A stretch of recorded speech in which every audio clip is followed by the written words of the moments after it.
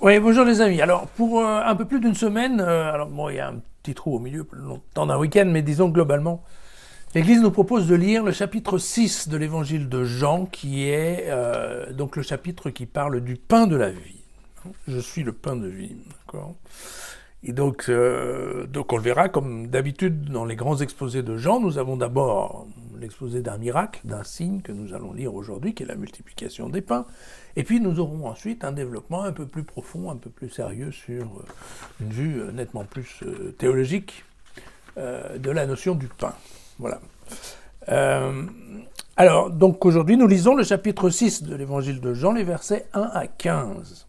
Après cela, Jésus passa sur l'autre rive de la mer de Galilée, dite encore Tibériade.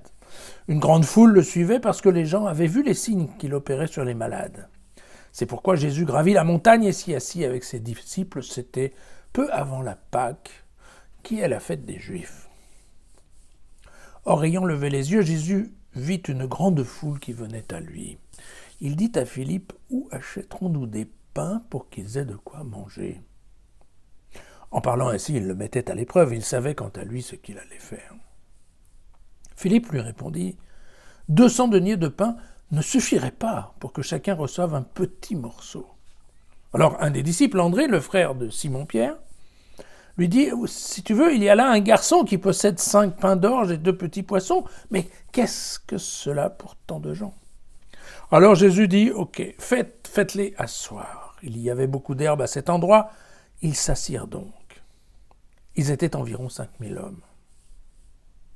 Alors Jésus prit les pains, il rendit grâce et les distribua aux convives. Il fit de même avec les poissons.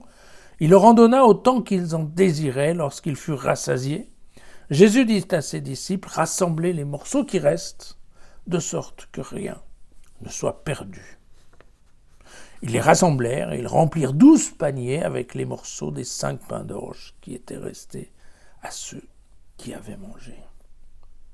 À la vue du signe qu'il venait d'opérer, les gens dirent « Celui-ci est vraiment le prophète, celui qui doit venir dans le monde. » Mais Jésus, sachant qu'on allait venir l'enlever pour le faire roi, se retira à nouveau, seul dans la montagne.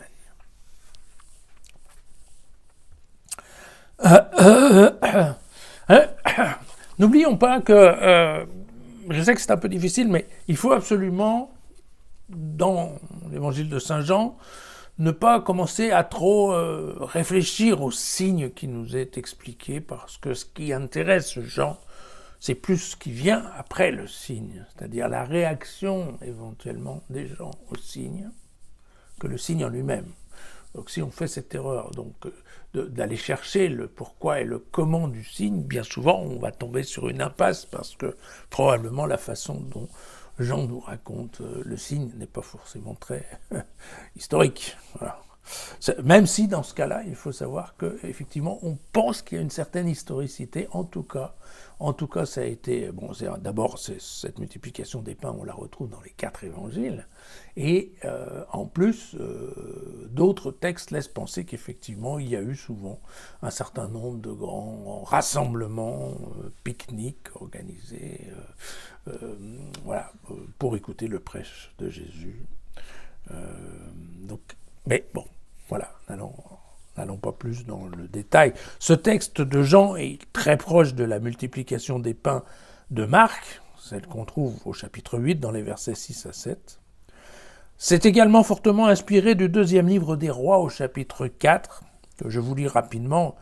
Un homme vint de Baal-Shalisha et apporta à l'homme de Dieu du pain de prémisse, 20 pains d'orge et de blé nouveau dans un sac. Alors Élisée lui dit, « Distribue-les aux gens et qu'ils mangent. » Son serviteur répondit, « Mais comment pourrais-je en distribuer à 100 personnes ?»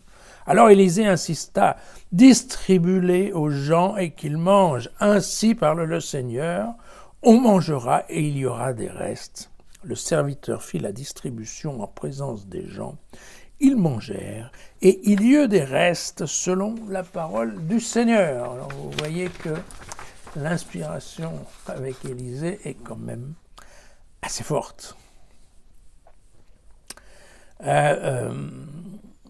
Pourquoi ce texte il est important? Mais précisément parce que vous vous souvenez que chez Jean, il n'y a pas vraiment l'institution de l'Eucharistie dans un dernier repas, la fameuse scène qui est racontée dans les 3 évangiles synoptiques. Il y a bien un dernier repas chez Jean, ça va de soi, mais dans ce dernier repas, il y aura surtout le lavement des pieds. Il n'y aura pas l'institution au sens propre de l'Eucharistie. Et en fait, bien évidemment, quand ça a été le moment que la communauté johannique, je vous en avais parlé, aux alentours de l'année 100, quand il a fallu qu'une certaine partie de cette communauté vienne se réintégrer dans l'église principale, dans l'église officielle, l'église de Pierre, eh bien il a fallu qu'ils transforment un petit peu leur texte de référence, c'est-à-dire le 4e évangile, pour que ce qui est écrit eh bien, soit plus ou moins quand même compatible avec l'écriture habituelle des autres évangiles que lisait effectivement la communauté de Pierre. Et donc, une des choses, il va falloir en effet créer le pont avec l'Eucharistie, parce que, eh bien, écoutez, tout simplement, la vie chrétienne des chrétiens du 1er siècle dans la communauté de Pierre était basée principalement sur la messe du dimanche et le regroupement des chrétiens pour écouter la parole et partager le repas. Donc, dans cette idée de, effectivement, reprendre l'institution de l'Eucharistie telle qu'elle est donnée chez les synoptiques. Or, chez Jean, il n'y avait rien, donc il était important de faire quelque chose. Et ça paraît pas idiot que ce soit à partir du chapitre 6 qui parle du pain, de faire en effet un lien, créer un lien, on verra exactement de quelle manière il est fait, avec la pratique de l'Eucharistie le dimanche. Voilà. Donc c'est en cela que ce chapitre 6 prend un caractère assez, c'est assez important, puisque c'est en effet cet article-là, ce chapitre-là, qui va faire le lien avec le culte, tout simplement. Ici, dans ce petit passage ici, il faut bien aussi noter que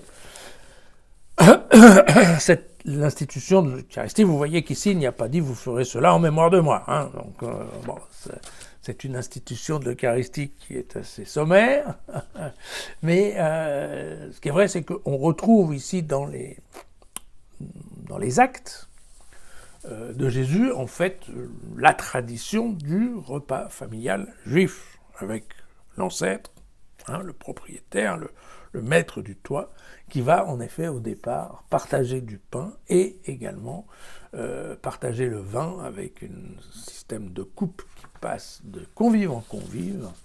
Et donc on est ici vraiment dans l'expression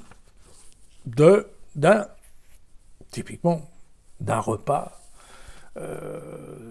familial, plutôt un repas certes un peu cérémonial, peut-être celui en effet du sabbat, mais un repas typique juif. Voilà. Et vous vous souviendrez quand même que concernant Emmaüs, les pèlerins d'Emmaüs, c'est bien à ce geste-là qu'ils ont reconnu Jésus. Donc ça veut dire que probablement, en effet, il y a eu plusieurs opportunités dans lesquelles Jésus a, en effet, présidé, on va dire, un grand repas et dans lequel il a fait ce qu'il fallait pour distribuer.